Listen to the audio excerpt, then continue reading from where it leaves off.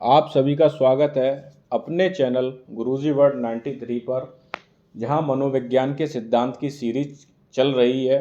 और अब तक अप्रोक्स 7 या 8 मनोवैज्ञानिकों के सिद्धांत मैं कंप्लीट करा चुका हूं। आज का टॉपिक हमारा अभिप्रेरणा से रिलेटेड है, जिससे आपके एग्जाम में अप्रोक्स 4 या 5 नंबर के क्वेश्चन पूछे ही जाते हैं।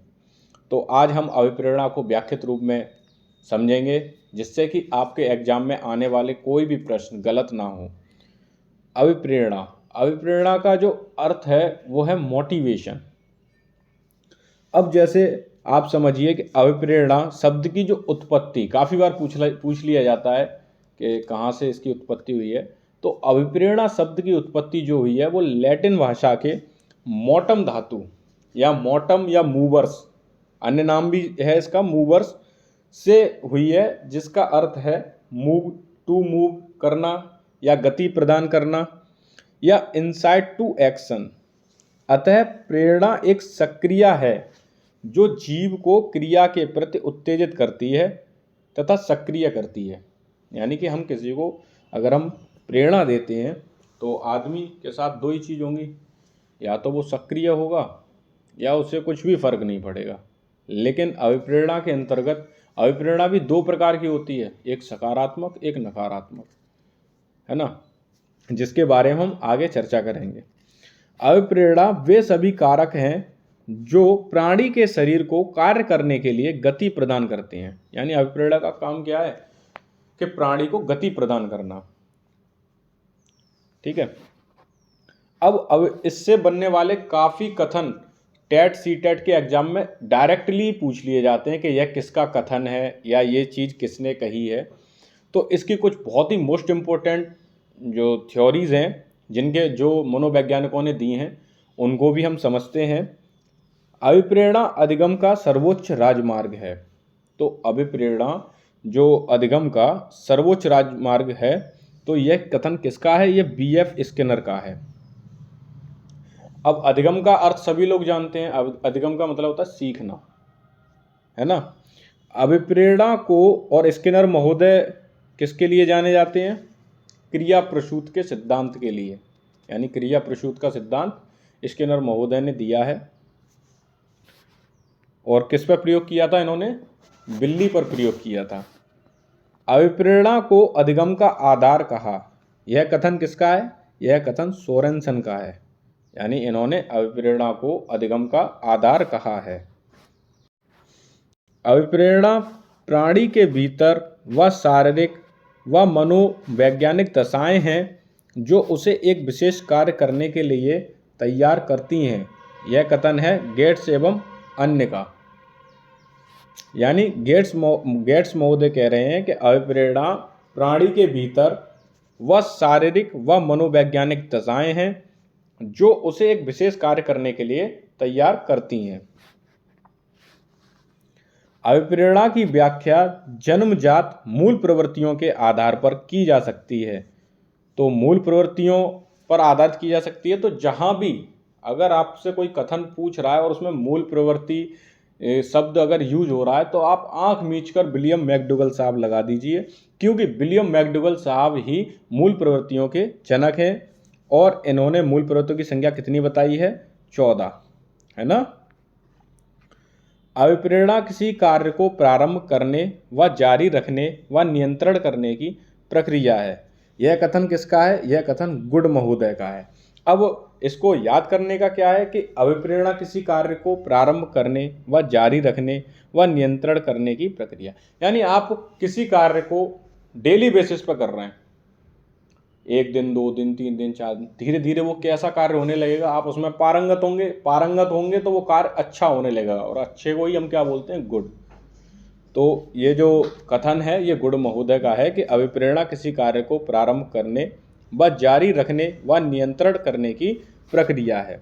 अब हम अभिप्रेरणाओं के प्रकार को समझते हैं। अभिप्रेरणा मुख्यतः 2 प्रकार की होती है, जन्मजात और अर्जित।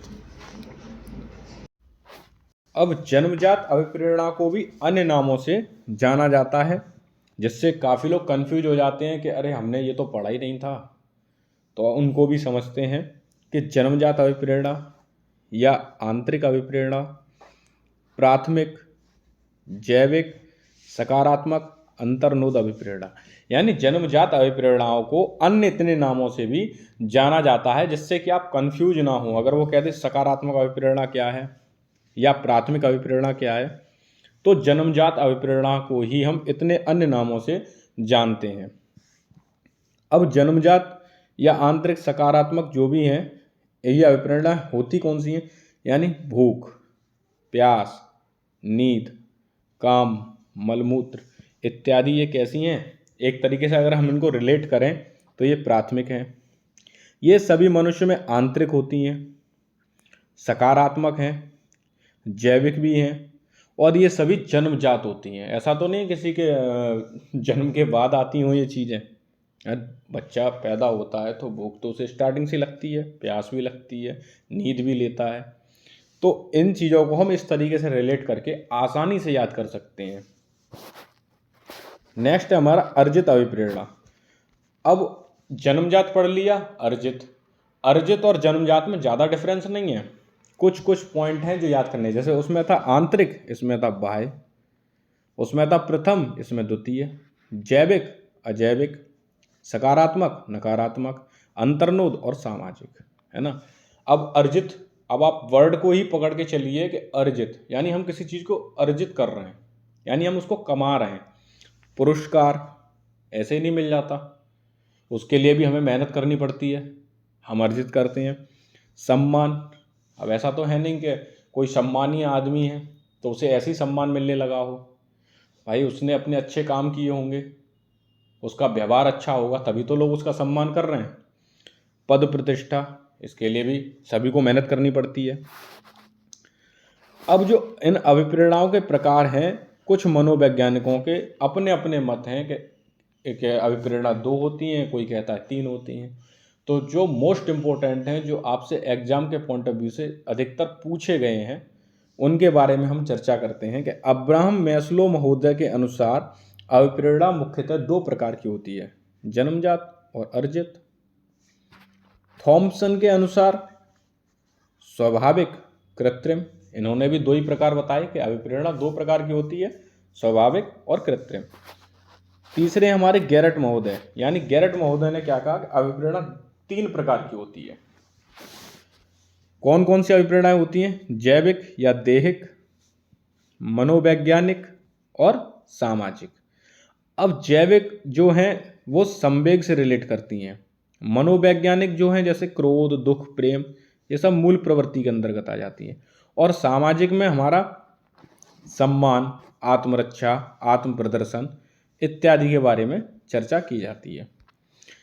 अब हम अभिप्रेरणा चक्र को समझते हैं कि जो अभिप्रेरणा के बारे में हम इतनी देर से पढ़ते चले आ रहे हैं, हमने उसके बारे में जाना कहाँ से आई, लैटिन भाषा से, कौन से शब्द से, मोटम या मूव, है ना। मूव माने गति प्रदान करना। अभिप्रेरणा भी 2 प्रकार की होती है, सकारात्मक, नकारात्मक, है ना। और हमने उसके टाइप भी पढ़े। फिर किसने कैसे कैसे कथन दिए, यानी कि आपके अब्राहम मैस्लो ने 2 प्रकार की बताई, जन्मजात और अर्जित। थॉमसन ने भी 2 प्रकार की अभिप्रेरणा बताई, स्वाभाविक और कृत्रिम। गैरट महोदय ने 3 तरीके की बताई, है ना। अब हम अभिप्रेरणा चक्र को समझते हैं कि मनोवैज्ञानिकों ने अभिप्रेरणा की प्रक्रिया को स्पष्ट करने के लिए अभिप्रेरणा चक्र का प्रतिपादन किया, जिसमें उन्होंने 3 सोपान दिए। यानी कि अभिप्रेरणा में 3 चरण उन्होंने बताए कि अभिप्रेरणा 3 चरणों में होती है। पहला आवश्यक, दूसरा चालक, चालक का ही अन्य नाम अंतर्नोद या प्रणोद, कंफ्यूज ना हो इसीलिए मैंने दोनों नाम भी लिख दिए हैं साथ में। तीसरा प्रोत्साहन या उद्दीपक, है ना। अब आवश्यकता, प्राणी के शरीर में जब किसी चीज की कमी या यति की अवस्था किसी कारण से उत्पन्न होती है तो उसे हम आवश्यकता कहते हैं, है ना। यानी कि मान लो एक इसको स्टोरी से रिलेट करें कि कोई बच्चा है, उसे जब भूख लगेगी तो उसे आवश्यकता लगेगी किसकी? रोटी की, है ना। उसे भूख लगेगी तो उसे रोटी चाहिए, ठीक है। सेकंड स्टेप जो हमारा चलता है चालक, या अंतर्नोद या प्रणोद। प्राणी में जब आवश्यकता उत्पन्न होती है तो इस आवश्यकता के कारण प्राणी तनावग्रस्त हो जाता है और पहले से अधिक सक्रिय हो जाता है। इसी तनाव को चालकता कहते हैं। अब बच्चे को भूख लग रही है बहुत ज़ोरों की, बच्चा जाएगा माँ के पास, माँ से कहेगा कि मुझे भूख लग रही है बहुत तेज। माँ ने रोटी बनाई और बच्चे ने जब खा ली तो उसे बोलते हैं प्रोत्साहन या उद्दीपक। यानी प्रोत्साहन प्राणी को अपनी ओर आकर्षित करता है। इसी प्राप्ति से, ये थोड़ा सही कर लेना, प्राप्ति से आवश्यकता संतुष्ट हो जाती है और चालक की चालकता में कमी आ जाती है। बच्चे ने रोटी खाई, उसका पेट भर गया और उसको संतुष्टि प्राप्त हो गई, है ना। तो ये था हमारा पूरा अभिप्रेरणा का कॉन्सेप्ट, जो मैं आशा करता हूँ आप सभी लोगों को काफ़ी अच्छे से समझ में आया हो। और हर रोज़ रात को 8 बजे अपनी क्लास यूट्यूब पर आती है, जिसमें अभी तक मैं सारे सिद्धांत कुछ रह गए हैं कंप्लीट करा चुका हूँ। प्लेलिस्ट का लिंक मैं आपको डिस्क्रिप्शन में दे दूंगा, जहाँ से आप जाके सारी वीडियो को वॉच कर सकते हैं। इसके बाद धीरे धीरे हम हिंदी और ईवीएस पर भी क्लास बनाना शुरू करेंगे। बस आप अपना प्यार ऐसे ही बनाए रखिए। धन्यवाद।